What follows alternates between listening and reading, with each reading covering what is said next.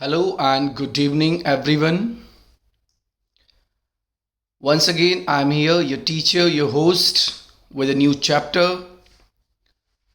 from History, Chapter 5, according to the syllabus Print Culture and Modern World. आज हम history का ये syllabus के अकॉर्डिंग लास्ट चैप्टर कर रहे हैं बेटा. Okay, so welcome you all to wisdom classes by Harish Sharma. बिना टाइम वेस्ट किए हुए हम डायरेक्ट आज क्वेश्चनिंग आंसरिंग पर चलते हैं.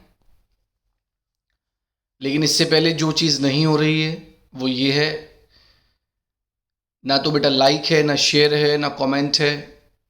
ठीक है, अगर आप नए चैनल पर हैं, you are watching first time this channel, तो इसको सब्सक्राइब कर लीजिए, बेल आइकन का बटन दबा लीजिए बेटा, जिससे आपको नोटिफिकेशंस मिलते रहें. ठीक है, आपका एग्ज़ाम नियर है, बहुत सारी चीज़ें इस पर ऐसी डलने वाली हैं जो हो सकता है किसी बच्चे के लिए एट दी लेंथ आर एक नेक्टार का काम करें, एक अमृत का काम करें. ठीक है, तो लाइक शेयर कमेंट करना बिल्कुल ना भूलें बेटा, और नए हैं अगर चैनल पर तो सब्सक्राइब कर लीजिए.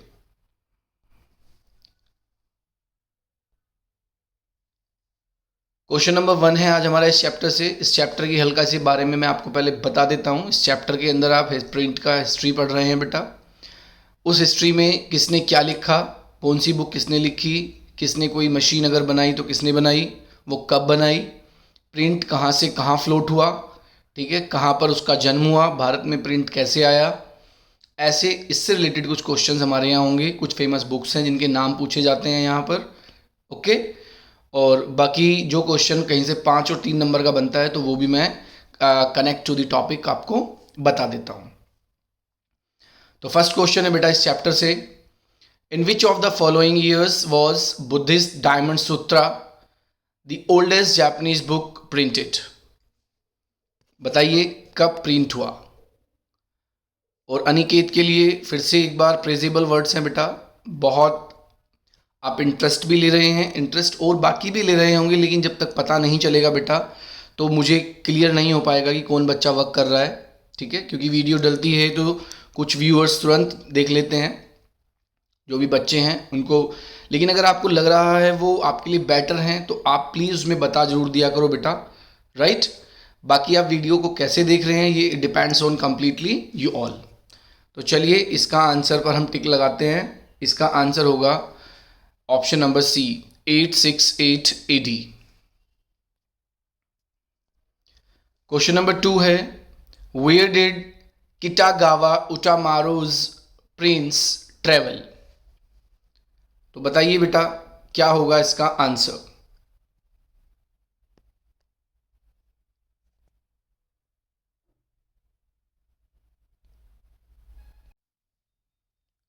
तो चलिए बेटा क्वेश्चन नंबर 2 का answer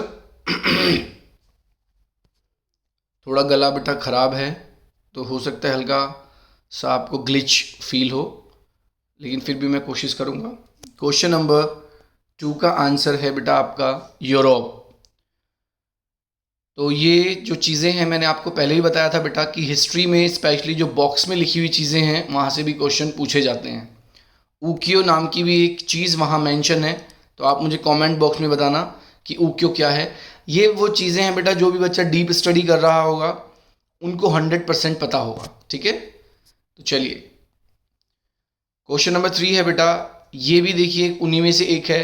the Jikji of Korea is among the world's oldest existing books printed with movable metal type.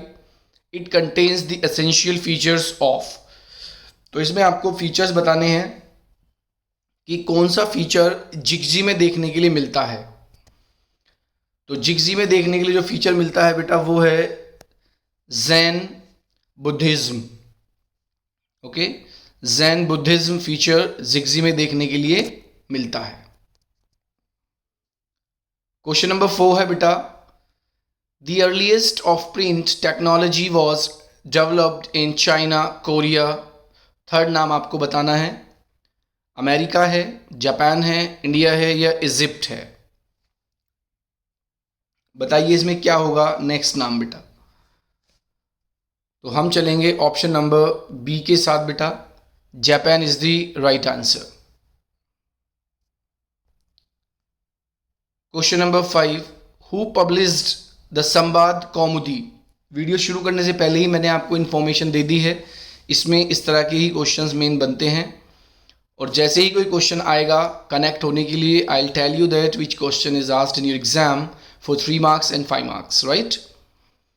तो बताइए, हु पब्लिश्ड द संवाद कौमुदी। बहुत फेमस बुक रही है बेटा, इसीलिए इसको यहाँ पर भी रखा गया है, वरना तो बहुत बुक्स हुई हैं पब्लिश बेटा, ठीक है। लेकिन हम हिस्ट्री पढ़ रहे हैं प्रिंट का, तो आंसर आ जाता है Raja Ram Mohan Roy. Okay, Raja Ram Mohan Roy, Sambad Kaumudi. Question number 6, अमार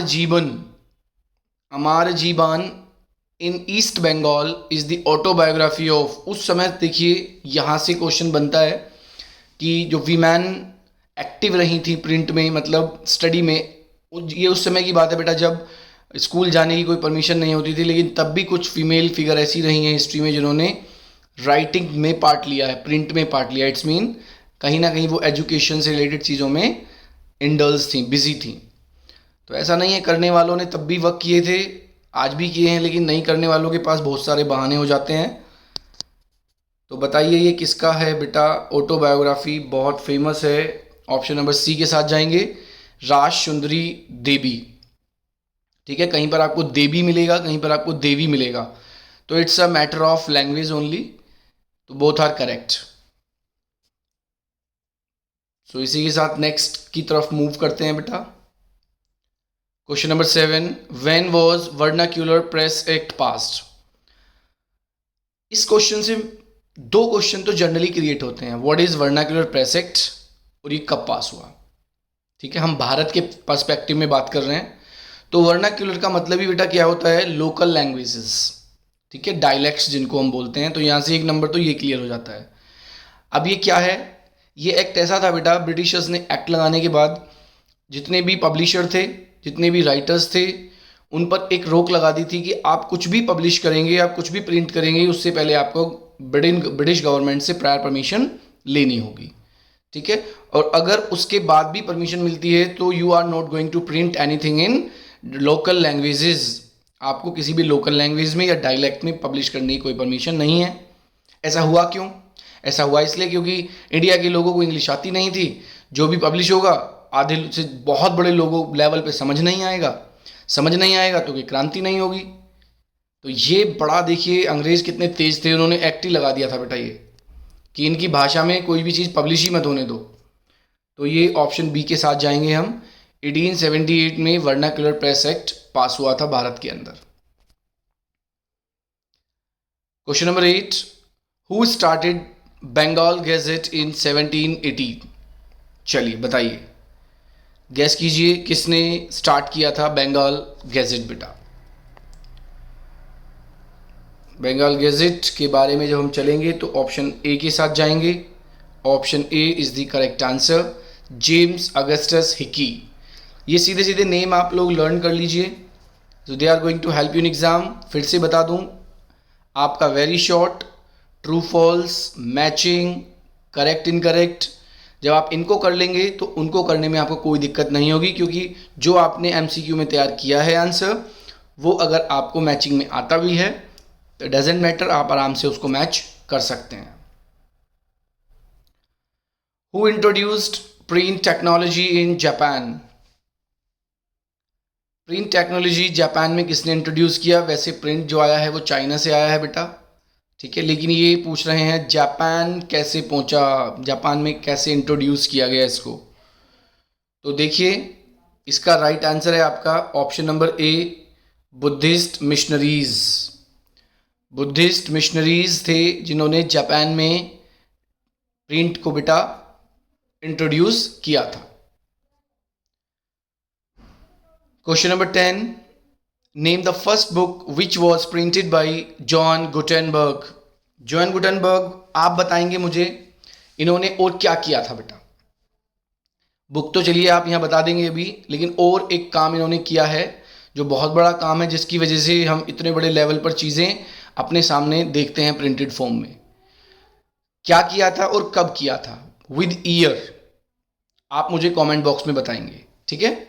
तो बताइए बेटा क्या किया था इन्होंने, कौन सी बुक थी इनकी। तो बुक का नाम जब आएगा तो आंसर लगा देंगे हम बाइबल पर। Name the first book which was printed by John Gutenberg. Answer is Bible.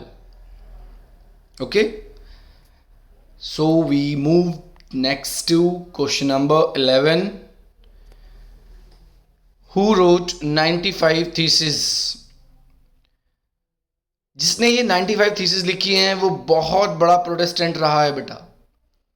Europe के अंदर और स्पेशली इंग्लैंड के अंदर हम बात करें तो दो बहुत बड़े ग्रुप क्रिएट हो गए थे।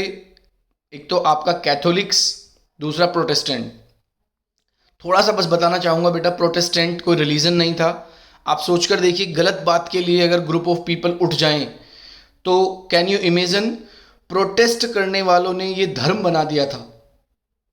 प्रोटेस्ट करना किसी चीज़ के अगेंस्ट जाना होता है, अपने अधिकारों की डिमांड करने के लिए प्रोटेस्ट करना होता है, लेकिन इतने बड़े लेवल पर प्रोटेस्ट किया गया कि ये वहाँ रिलीजन बन गया। समझ रहे हैं? तो बहुत बड़ा रोल प्ले किया है इस इंसान ने जिसने ये 95 थीसिस को लिखा है।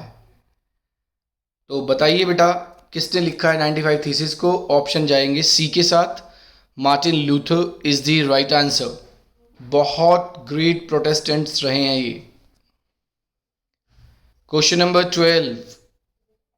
आज मैं इसमें इंपॉर्टेंट क्यों नहीं लिख रहा हूं ये भी बता दूं, क्योंकि एक भी क्वेश्चन ऐसा नहीं है जिसके लिए मैं मोस्ट और वेरी इंपॉर्टेंट लिखूं। टोटल सेलेक्टेड ऐसे क्वेश्चंस हैं इसमें तो बेटा, क्योंकि इसमें हमारे assertion reason based question examiner rare पूछता है, और अगर पूछता भी है तो वहां आपको ये ऐसी लाइन ही मिलेंगी जो आप यहां देख रहे हैं। Who said printing is the ultimate gift of God and the greatest one? याद कर लीजिए, रख लीजिए, एज इट इज आपको देखने के लिए मिलेगा एग्जाम के अंदर। Option A Mahatma Gandhi, option B Martin Luther, option C Charles Dickens and D none of these. तो जल्दी से फटाफट आंसर टिक कर लीजिए अपने पास और अब मैच कर लीजिए। ऑप्शन नंबर सी इसका सही आंसर है। ओके, चलिए, मुझे ऐसा लग रहा है कुछ बच्चे तो इसलिए भी नहीं टाइप करते हैं कभी कुछ उनका खर्चा हो जाए बेटा। ऐसे नहीं होगा, अगर नहीं पता तो बेटा बता देता हूं मैं आपको। आपका वहां ये लिखने से कि मेरे इतने क्वेश्चन ठीक हैं इतने गलत हैं, आपका कोई खर्चा नहीं होगा बेटा। और दूसरी सबसे बड़ी बात है कि आपको कोई जानता भी नहीं होगा, तो आप लिख दीजिए, क्या जा रहा है, ठीक है। चलिए नेक्स्ट क्वेश्चन की तरफ चलते हैं। Which city of China became the hub of printing? Hub of printing बना था चाइना के अंदर वो सिटी। यहाँ से एक क्वेश्चन बनेगा कि चाइना में प्रिंट किस तरह से स्प्रेड हुआ, तो प्लीज़ याद रखना। वहाँ के सिविल सर्विसेज एग्ज़ाम पेपर पर होने लगे थे। जो ट्रेड होता था उसमें रैपिंग पेपर की जाती थी जिस पर चीज़ें प्रिंट की जाती थी। ऑफिशियल सारे वर्क पेपर पर होने लगे थे बड़े लेवल पर। तो धीरे धीरे पूरे चाइना में प्रिंट स्प्रेड हो गया। चाइना ने बेटा काफ़ी जगहों से ट्रेड भी किया हुआ है, तो वहाँ भी चीज़ें ना सर्कुलेट होती रहती थी। तो उस सर्कुलेशन की वजह से ही चाइना से प्रिंट बाकी सब जगह पहुँच भी गया था। पर फिलहाल हम बात कर रहे हैं चाइना की उस सिटी के बारे में जहाँ हब कहा गया है, तो वो आंसर हो जाता है हमारा B, Shanghai. Shanghai is the city which is known as the hub of printing in China according to the history. So let's move to the next question, question number 14. How many sheets was the power-driven cylindrical press capable of printing per hour? Wow, wow, wow, wow! Because यहाँ से एक 5 number का question आता है कि printing में कौन कौन सी चेंजेस आए, कौन कौन से इम्प्रूवमेंट आए, तो उनमें से एक इम्प्रूवमेंट ये भी आता है। First of all tell me the answer of this question, then I'll tell you that how you are going to write the answer of such questions. अगर 5 नंबर में आते हैं तो क्या पूछा जाता है, तो ऑप्शन सी फिलहाल ठीक हो जाएगा। 8000 शीट की हम बात कर रहे हैं यहाँ पर। अब बेटा इसमें जब क्वेश्चन आएगा क्या क्या चेंजेस हुए, तो आप लिख देंगे हैंड ड्राइवन से पावर ड्राइवन आ गया था, और जर्नल प्रिंटिंग प्रेस से सिलेंड्रिकल प्रेस आ गया था जिसमें रोलिंग पेपर होता था। ठीक है, एक ही बार में 8000 शीट्स को पेपर्स को पब्लिश किया जा सकता था, प्रिंट किया जा सकता था। ठीक है, और इसमें आप एक चीज़ ऐड कर सकते हैं, जो कलरफुल प्रिंटिंग आ गई थी। पहले जर्नल प्रिंट होता था वन सिंगल कलर, इसके बाद कलरफुल प्रिंटिंग आ गई थी। बस 5 नंबर का ऐसा एक क्वेश्चन भी आपका रेडी हो जाता है। चलिए मैं फिर से बोल रहा हूँ, हिस्ट्री को बेटा आप अगर एक स्टोरी की तरह समझेंगे तो बहुत टिपिकल नहीं है बेटा। Getting my words? थोड़ा सा ड्रिल कीजिए and connect to your teachers, connect to the content, it is easy. Question number 15। In 1920, England, popular works were sold in cheap series called. Okay, England के अंदर जो छोटे मोटे पेपर्स या books होती थी 1920 में, उनको कुछ है यहाँ वो नेम जिसमें उनको बेचा जाता था। ठीक है, एक तरह की करेंसी की बात हम करने जा रहे हैं यहाँ पर। तो चलिए बताइए इसका आंसर क्या होगा। इसका आंसर होगा बेटा the shilling series. The shilling series थी वो इंग्लैंड में जो जिससे वो चीज़ें खरीदी जाती थी या जिसके लिए वो चीज़ें बेची जाती थी प्रिंट से रिलेटेड। क्वेश्चन नंबर 16 है बेटा, गीत गोविंद बहुत फेमस बुक है बेटा हिंदी की, मतलब हिंदी में पढ़ी जाती है, लिखी तो किसी और भाषा में गई है ये। ठीक है, गीत गोविंद ऑफ, नीचे उनके राइटर का नेम लिखा हुआ है, is a palm leaf hand written manuscript in accordion format. Wow, accordion का पिक्चर भी बना हुआ है।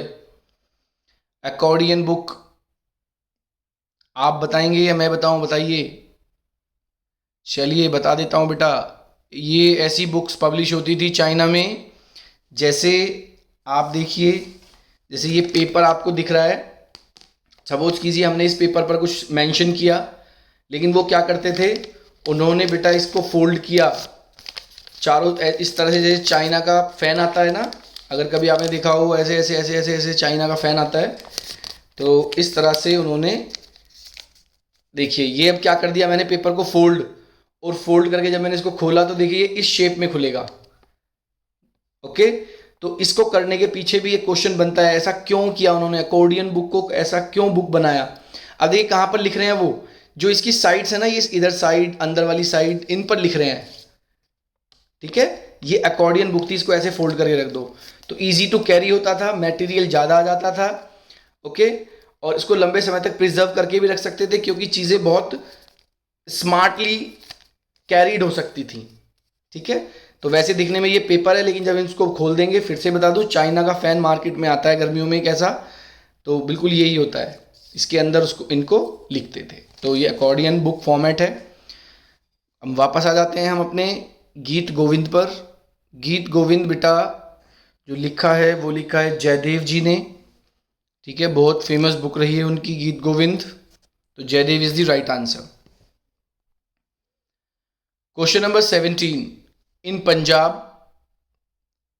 Blank published the fast selling Stri Dharma Vichar to teach women how to be obedient to wives. चलिए, कोई है यहाँ पर जिन्होंने पंजाब में एक बुक पब्लिश की थी जिसका नाम स्त्री धर्म विचार रखा गया, और उसमें ये सिखाया गया था कि women how to be obedient wives, की एक वीमेन को कैसे ओबीडियंट पत्नी बनना चाहिए। भारत एक पुरुष प्रधान देश रहा है बेटा, है ना, मतलब पुरुषों को भी तो सिखाया जाना चाहिए, वैसे ये मेरा खुद का व्यू है, बाकी ठीक है देखते हैं, अभी आपको इससे कोई लेना देना नहीं है, लेकिन इट्स फाइन। फिलहाल उन्होंने कुछ बोला है, हम उसको देख लेते हैं कि क्या आंसर होगा। तो आंसर के साथ हम जाएंगे ऑप्शन नंबर 17, क्वेश्चन नंबर 17 में option number C, Ram Chadha. Ram Chadha ji हैं जिन्होंने स्त्री धर्म विचार को पब्लिश किया था। क्वेश्चन नंबर 18 है बेटा, the vernacular press act was modelled on. देखिए अभी वर्नाक्यूलर प्रेस एक्ट को मैंने पीछे ही बताया है, आपको जिक्र किया है पूरा क्या था और क्यों लगा भारत के अंदर, लेकिन ये मॉडल्ड ऑन, ये किस मॉडल पर उन्होंने तैयार किया था। ये क्वेश्चन शायद आपको बड़ा डीप पढ़ने से मिलेगा चैप्टर के अंदर, तो ध्यान रखना, ऐसे क्वेश्चन बोर्ड एक दो जरूर रखता है, तभी जो बच्चे 100 आउट ऑफ 100 लेते हैं तो वो बच्चे थोड़े से अलग ही होते हैं बेटा, उनकी स्टडी का तरीका भी अलग ही होता है। तो चलिए ऑप्शन नंबर सी के साथ जाएंगे, the Irish press laws. Model रहे हैं जिनके बेस पर ये वर्नाक्युलर प्रेस एक्ट को बनाया गया है। क्वेश्चन नंबर 19 की तरफ चलते हैं। Who wrote about the injustice of the caste system in गुलामगिरी। गुलामगिरी एक बहुत फेमस बुक है, एक बहुत अच्छा राइटिंग मटेरियल इसमें है। तो किसने लिखा injustice of caste system in गुलामगिरी? हमारे यहाँ बड़ा पंगा रहा है, वर्ण सिस्टम, जाति, धर्म, इनको लेकर बड़ी कंटेंट हुआ करते थे उस समय, आज भी हैं।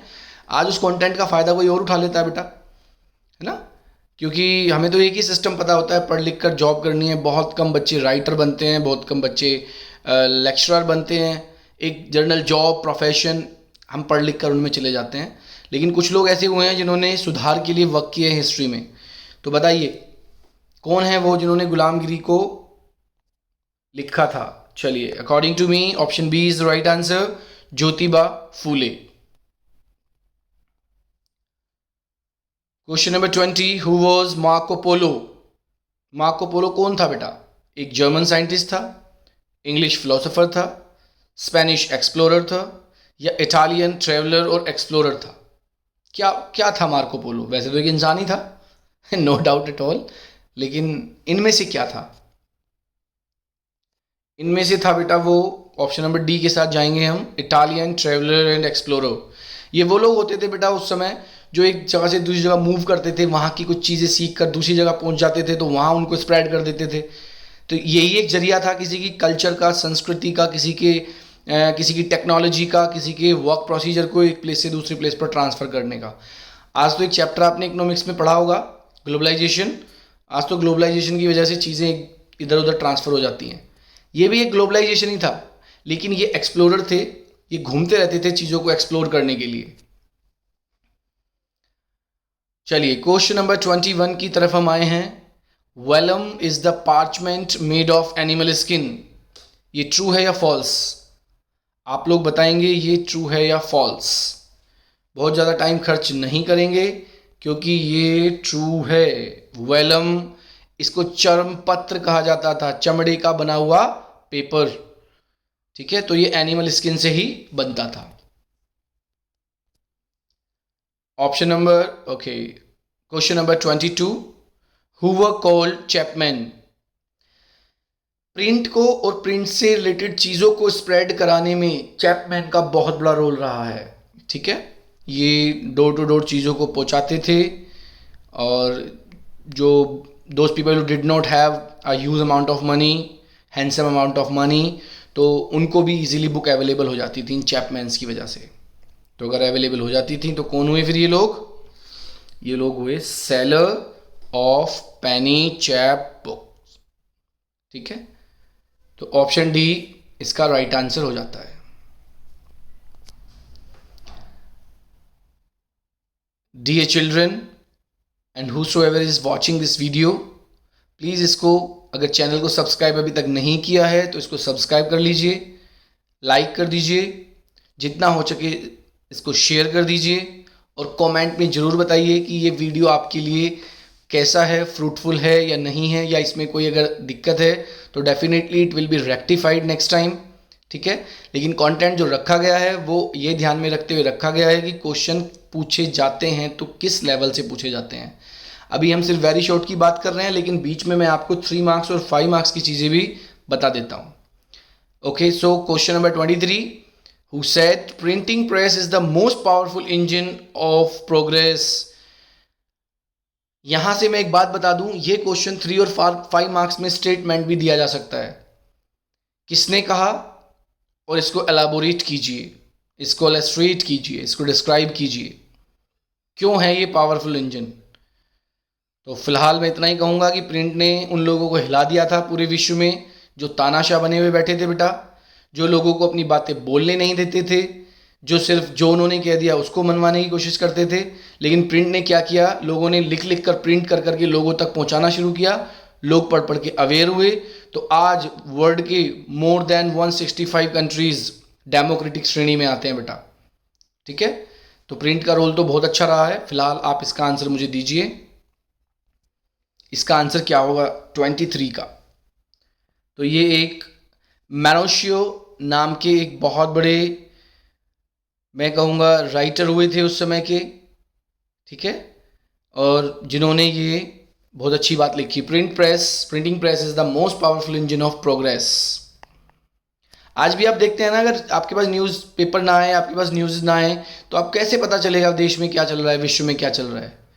कोई कुछ भी करता रहे, राजा अपनी मर्जी से कुछ भी करते रहेंगे, लेकिन नहीं, आज मीडिया चाहे वो मसाला लगाकर आप तक पहुंचाए, वो एक अलग बात है, ठीक है, लेकिन चीज़ें आपके पास तक आती हैं। इतिहास बहुत गड़बड़ रहा है बेटा, कहीं ना कहीं बहुत सारी चीज़ें आज बेस्ट हैं। Question number 24 assertion reason based question है। एक क्वेश्चन आज हमारे सामने आया है बेटा, एजर्शन रीजन बेस्ड। जैसा कि मैंने बताया है, इससे केस बेस्ड क्वेश्चन बनते हैं, या वन वर्ड और ये 3 मार्क्स 5 मार्क्स बनते हैं। एजर्शन रीजन बेस्ड बनेंगे तो उन्हीं क्वेश्चन से बन जाएंगे जो अभी हमने डिस्कस किया है। Print created a new culture of dialogue and debate. Absolutely right, absolutely right. Print में डायलॉग और डिबेट शुरू हो गया था। Reason, through the 17th and 18th centuries literacy rates went up in most parts of Europe। absolutely right। अगर ये absolutely right है तो आज शायद इसमें ऑप्शन आगे नहीं होंगे, तो हमारा ऑप्शन ए ठीक हो जाएगा, जो आपके पास होना चाहिए, जिसमें हमारा ऑप्शन क्या आता है कि A and R both are correct and R is the correct explanation of A. तो उस हिसाब से हमारा ऑप्शन ए ठीक हो जाएगा, ठीक है। मैंने आज इसमें एक नहीं रखे हैं वो आगे आंसर, क्योंकि वो आंसर सेम ही होते हैं बेटा हर बार। जो बच्चे लगातार वीडियो देख रहे हैं, मैं डेफिनेटली दावे से कह सकता हूँ उनको उनका पता भी होगा कि कौन से नंबर पर कौन सा क्वेश्चन आंसर आता है। क्वेश्चन नंबर 25 में है assertion, everyone welcome the printed book. ये तो डाइजेस्टेड बात नहीं है, या हो भी सकती है डाइजेस्टेड बात, ठीक है। रीजन है बेटा, many feared rebellious and irreligious ideas might spread। तो बताइए इसका आंसर क्या होगा। many feared rebellious and religious ideas might spread। तो क्वेश्चन नंबर 25 का भी आप मुझे कमेंट बॉक्स में डालकर बताएंगे। आज कमेंट बॉक्स के लिए आपको ये 2 क्वेश्चन मैंने दिए हैं। So my dear and lovely students, आज की वीडियो के क्वेश्चंस यहीं पर समाप्त होते हैं बेटा, ठीक है। 1-2 बार इसको गो थ्रू कर लेना तो आपको क्लिक हो जाएगा पूरा चैप्टर। और इसके बाद जैसा कि रोज हम करते हैं, डू योरसेल्फ में कुछ क्वेश्चंस रखे जाते हैं जिनको बच्चे अपने आप पास घर पर करते हैं। तो इसमें पहला है, match the following by choosing the correct option. सामने आपके वीडियो ऑन है, आप देख लीजिए, आप रोककर आराम से इसका आंसर रेडी कर सकते हैं। दूसरा क्वेश्चन है बेटा, वो भी मैच द फॉलोइंग से है। इधर एल्मनेक है, रोमांसिस है, चैप बुक्स है, बिलियोथिक ब्लू है, और सामने उनसे रिलेटेड एक स्टेटमेंट या एक लाइन मेंशन की हुई है। इसके बाद जो 5 क्वेश्चन मैं आपको देता हूं, what is manuscript, mention some limitations of manuscript. ये ऑफ है बेटा, ठीक है, यहाँ पर ये ऑफ लिखा हुआ है, इधर ये वाला, इसकी जगह हम ऑफ कर लेते हैं, राइट। चलिए, ये ऑफ है। क्वेश्चन नंबर नेक्स्ट है, व्हाट इज फतवा। क्वेश्चन नंबर 3 है, नेम 2 पर्शियन न्यूज़पेपर्स। 4 है, describe the innovations which have improved the printing technology from the 19th century onwards. पीछे क्वेश्चन में मैं इसको एक्सप्लेन भी कर चुका हूं, वैसे अगर किसी बच्चे ने ध्यान से समझा होगा। क्वेश्चन नंबर 5 है, print played a significant role in awakening sentiments of nationalism among the Indians, explain. तो ये वाले क्वेश्चन 4 और 5 जो हैं आपके 5-5 नंबर में मैंने आज रखे हुए हैं। So I hope definitely you must have enjoyed और definitely gotten different type of questions जो आपकी एग्ज़ाम में मदद करने वाले हैं। आप एग्ज़ाम पेपर जब देकर आएँ तो आप देख लेना, आपको क्वेश्चंस बाहर नहीं मिलेंगे। कोई तो है ऐसी बात जो मैं आपको बोल रहा हूँ बेटा, ठीक है, क्योंकि ये मोस्ट एक्सपेक्टेड चीज़ें रखी जाती हैं। हम पेपर नहीं बना रहे हैं, बिल्कुल हमें नहीं पता है, लेकिन फिर भी वो चीज़ें ग्रैस्प होती हैं, हमें पता है कि कौन सी चीज़ कहाँ से बोर्ड पूछ सकता है। ओके, तो subscribe, like, share and comment करना जरूर याद रखें। बच्चे लाइक नहीं कर रहे हैं वीडियो बेटा, अगर आप लाइक नहीं कर रहे हैं तो मुझे ये बताइए कि कौन सी चीज़ इसमें आपको कम लग रही है या क्या चीज़ इसमें और ऐड होनी चाहिए। If is there any problem of language so let me know please, definitely I it rectified. कितना परसेंटेज कौन सी लैंग्वेज आपको चाहिए। Actually the video is being prepared only for the purpose that every student can easily understand. ठीक है, तो उसका तो मुझे नहीं लगता कोई बहुत बड़ा मैटर होगा, बट जब भी आप वीडियो ऑन करते हैं तो एक लाइक का बटन होता है, उसको प्रेस करने में कोई आपका नहीं जा रहा है बेटा, कोई खर्चा नहीं होगा, मैं पहले भी बोल चुका हूँ। तो चलिए, thank you one and all who are going to watch this video. स्वस्थ रहिए, मस्त रहिए और अपने आसपास सफाई भी जरूर बनाकर रखिए, क्योंकि फिर से प्रॉब्लमेटिक लग रहा है थोड़ा सा। लोगों को कफ वगैरह बहुत ज़्यादा हो रहा है बेटा, तो अपना थोड़ा सा ध्यान रखिए। आपके एग्ज़ाम्स भी चल रहे हैं। टेक केयर, मिलते हैं नेक्स्ट वीडियो में। ओके।